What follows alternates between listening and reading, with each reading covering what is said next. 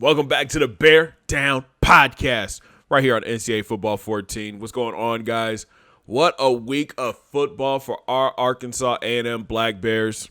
One win, two losses, both losses to ranked teams. We kicked off season 5 with a loss to Penn State, went down to Dallas, to Jerry's World, and blew out our rival Arkansas, and then had a thriller of a game versus number 1 Michigan. And the key takeaway from this week's games that I've noticed is our defense just isn't what it used to be. If you take a look at our team stats right now, in 3 games we've given up almost 800 yards of rushing, 700 yards worth of passing, and almost 110 points through 3 games. Our defense really hasn't been that good, but I feel like last year we were so much better. We were better tackling. We played against the run better. But for some reason this year, man, almost 800 yards. That's second worst in college football. UTSA has 833 yards, and they're also 1-2. Wake Forest is 1-2, and they gave up 754 yards. Now, granted, we have played 2 ranked schools, really good schools at that.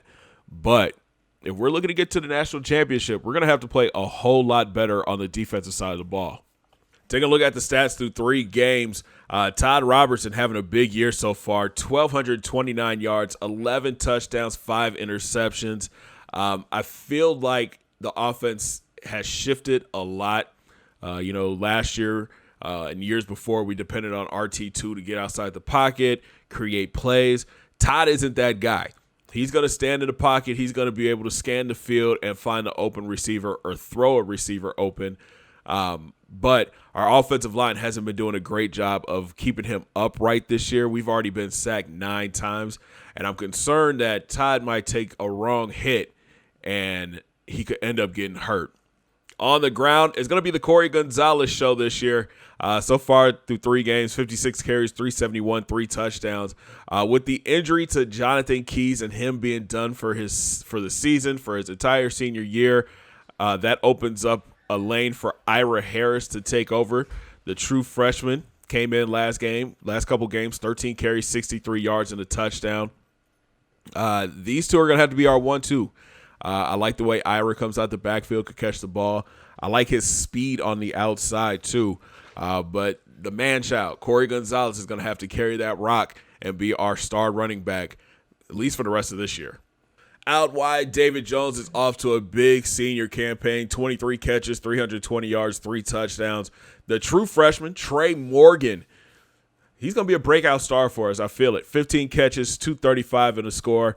Richie has 9 catches, 141 yards and a touchdown. Corey Gonzalez, 8 catches out of the backfield for 66 yards and a touchdown. Kind of disappointed. Marcus Brock, off to a slow start, I feel. For him to be wide receiver number 1, 8 catches, 69 yards and a touchdown. Does this tell us drops? Yeah, he's dropped 2 balls already. Look at this, man. D. Jones, he's dropped 4 passes too. We got to get rid of these drops. These passes, they need to hold on to the ball. I know we're in a better conference where the hitting is a lot tougher. These guys got to make these catches, man. Tariq Larson, I feel like we got to get him more playing time. 7 catches, 127 and a touchdown. Keys, before he got hurt, 5 catches for 34 yards. Ira Harris, 4 for 29. Fred Foreman stepped up huge in that Michigan game for us. 4 catches for 116 yards and a touchdown. So did DJ Ryan, 3 for 64 and a touchdown. And then you got Tyler Hill down here and James Alexander. So this is what I'm talking about with the offensive line. 8 sacks given up so far, and it's all on the left side. Eric Kirby's given up 3 sacks. Kyle Walton has given up 2. Carrington, Smith, and Valentine each with 1. I did have a concern about Kirby in the past game. He's a balanced left guard for us, but still, with those, he should not be giving up 3 sacks already through 3 games. We got to do better. To the defensive side of the ball, and these guys, they're going to have to step up the rest of the year. Chauncey Kraft leads the way with 17 tackles. Mark Lawson has 16. James Ryan has 15 tackles. We were expecting big things out of James starting off this season, and he really hasn't flashed like we hoped. 15 tackles on the year, 2 TFLs, 1 sack. Kyle Butler playing like a true star defensive end, 14 tackles, 5 TFLs, 2 sacks. Mark Prince has 10 tackles. Tyson Kidd has 8. He's got to step up. Bo Reynolds had 7 tackles and 2 sacks. So does Corey Mark. And Nate Johnson has 7 tackles as well. Let's take a look at the sack department. Bo, Mark, and Kyle Butler each have 2. Riley has 1, and James Ryan has 1. Turnover department, Lawson, Prince, and Chauncey Kraft have an interception. Defended, we've only knocked down 4 balls. Pause. Forced fumbles. 2 forced fumbles. Riley and Kidd. Butler has the 1 recovery. And no defensive touchdowns. So the defense just has to step up. There's no ifs, ands, or buts around it. They're trying to do the arm tackles. They're trying to get the big hits.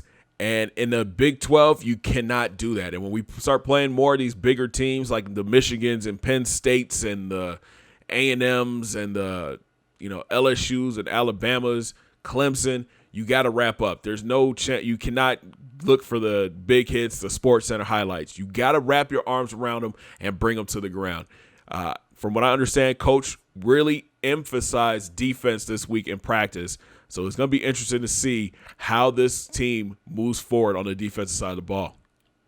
To the kicking game, Kelly Clark off to a rough start, 2 of 4. Missed a couple of easy, I feel like, field goals for him in his senior year. I don't think they cost us games, but they hurt, though. Jacob Williamson, 2 punts so far this year. He's going to take over kickoff duty.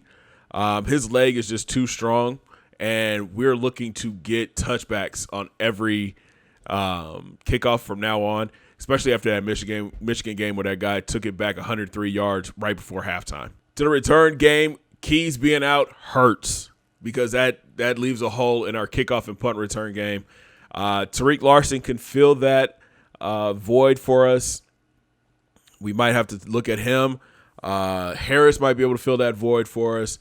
But right now, I think it's Tariq's job to lose. So here's a look at your top 25. Michigan sits at number 1 after beating us. Then you got Mississippi State. They jump up 2 spots to 4. Florida falls a spot to 3. Bama drops a spot to 4. Texas jumps up 2 spots to 5. Florida State's up 2 spots to 6. Illinois up 5 spots to 7. Clemson goes up 3 spots to 8, but they have a loss on their record. Interesting. Georgia Tech's up 4 spots to 9. TCU falls 5 spots to 10. Then you've got USC at 11. Michigan State at 12. Notre Dame 13. Stanford down 8 spots to 14. Auburn is down 5 spots to 15. Penn State up a spot to 16. Pittsburgh up 2 spots to 17. Nebraska's 18, Michigan 19, UCLA at 20, Kentucky is 21, Syracuse 22, Baylor down 14 spots to 23. That's not a good look for the Big 12. Wisconsin's 24, and Iowa State is in at 25.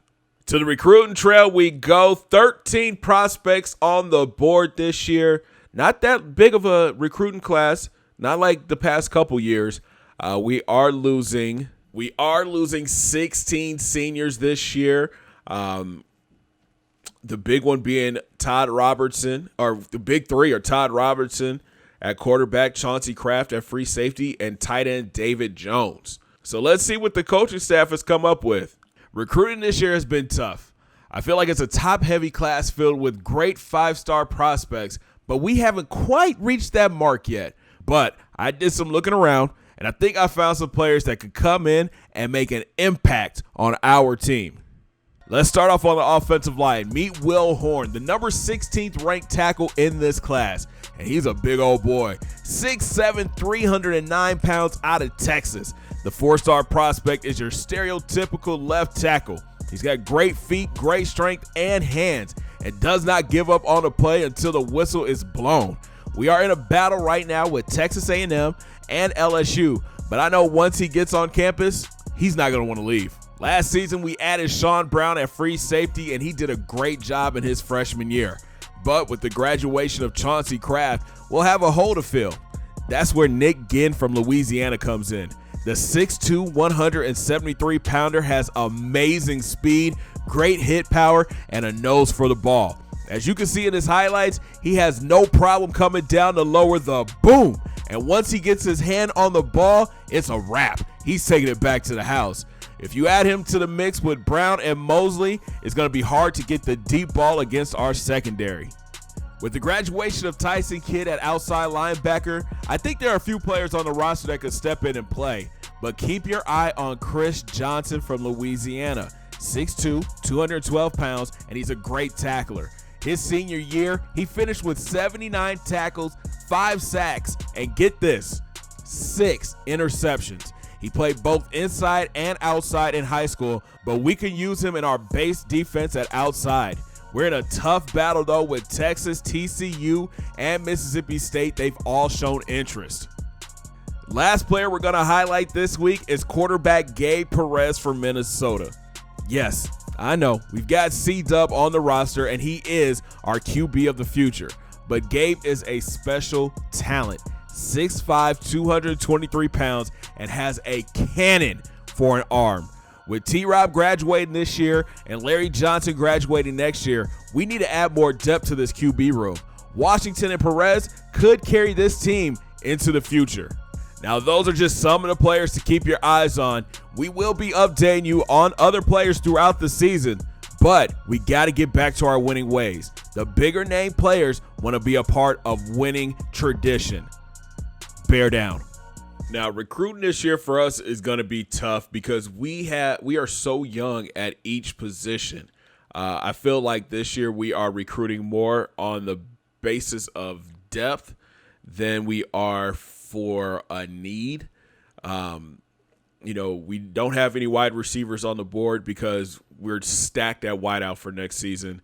Tight end, we still have a lot of good tight ends on our roster, especially after the 2 graduate this year, David Jones and Randy Gray. Offensive line, we're still young. We're only losing 1 senior, and that's Eddie Valentine, and we already have his replacement in place with Matt Meyer. But I think, and Vince Smith, we lose 2 offensive linemen. Vince Smith is out after this year as well. Defensively, very young on the defensive line. I think we don't have a senior on this defensive line. Yes, we do. Steven Wilson is the only senior on the defensive line. So, we have players in place. We're deep at D tackle. I feel like we've got a nice group of group of linebackers. Maybe we look for a middle linebacker or somebody that could convert to a middle linebacker going into next season. In the cornerback room, we're losing 2, Mark Prince and Mike Davis, but we have guys ready to step up and take their places in next season. The biggest hole, I think, is going to be at free safety. Yes, Sean Brown is there, and we're excited to get him at full time at free safety, but we need to build up that depth there. We can't just have him being out there by himself, and our strong safety is good. We got a kicker. So it's more about depth right now than it is about getting, all the best players, all the 4 stars, all the 3 stars. It's just about where do we have holes? How do we fill them? Can this player come in and be the next man up if one of our starters goes down? We did get some good news about Jonathan Keys, though. Even though it is his senior year and he's out for the season, his career is not over. Doctors have told Jay Keys with a lot of rehab and a lot of work, he may be able to play football again. Now, what does that mean for him with A&M? He does have a medical red shirt. So if he decides to come back, he can be a part of this team next season. But I would not be surprised if the senior back decides to go into the NFL draft. Why risk getting hurt in college and not getting paid when you can go and get drafted and get paid if you do get hurt? So it's an interesting situation for Jonathan Keys right now. We'll keep you guys up to date whenever we find out some information. So we return home this week and welcome the Houston Cougars into town. They come in 2-0, and we're looking to get back to 500. This is going to be another tough matchup for us. They come in as a B overall, B offense, B defense. Thompson leads the way with them. Oh, my God. Last game, 336 yards through the air and a touchdown. He's thrown for 663 yards, 4 scores. Young, 165 yards, 3 touchdowns. Flanagan, 287 yards and a score. Mitchell leads the team with 8 tackles. Crenshaw with 2 picks. And Downs with 1 sack. It's going to be another tough one, man. We got to come out, buckle our chin straps, get ready. Defense has to wake up this week.